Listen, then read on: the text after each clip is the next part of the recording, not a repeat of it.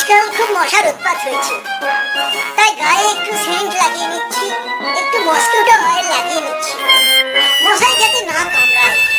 তারপর আরাম করে শোবো। জেরিটাও খুব জ্বালায়, সেই জন্য মুখে রুমাল ঢেকে গায়ে চাদর দিয়ে শুয়ে পড়ি। ও মাই গড, জেরি আবার চলে এসেছে। কেন জ্বালাচ্ছিস তুই? কি আরম্ভ করেছিস? আরে টম, আমি তোকে জ্বালাচ্ছি না, তোর গা টিপে দিচ্ছি আমি। দেখ, তোর আরাম লাগছে না? হ্যাঁ। আরে এই পুচকে চুয়াগুলো কোথা থেকে এলো? আরে টম দাদা গান গাও, গান গাও, গান গাও। টম দাদা একটু গান গাও, তোমার গিটার আছে, গিটার দিয়ে একটু গান গাও।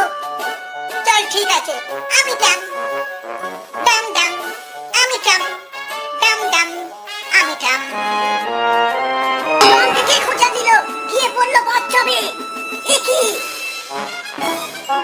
কিন্তু আরাম খুব লাগলো। চল মেরে ঘোড়ে টিক টিক টিক, চল মেরে ঘোড়ে টিক টিক টিক। টম বানাচ্ছে দড়ি দিয়ে ফাঁদ জেরিকে ধরার জন্য, কিন্তু জেরি পালালো। টম কি ছাড়বে না? ফেসে গেছে জেরি, ধরে ফেলেছে জেরিকে। আশেপাশে কেউ নেই তো?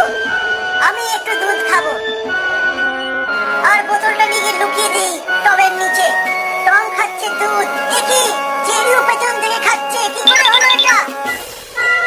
টম ভীষণ রেগে গেছে, এবার জেরিকে মারতে চায়। জেরিকে মারবে, কিন্তু জেরি কোথায়? জেরি, এটা কি? টম স্ট্র দিয়ে দুধ খাচ্ছে। ফ্রিজে লুকিয়ে রাখি দুধটা, পরে খাবো। টম আর টমের বন্ধু মিলে স্যান্ডউইচ খাচ্ছে। ঢুকিয়ে দিল টমের স্যান্ডউইচে পাথর। টম খেতেই ওর দাঁতগুলো গেল ভেঙে, কিন্তু টম কিছু বলতে পারছে না।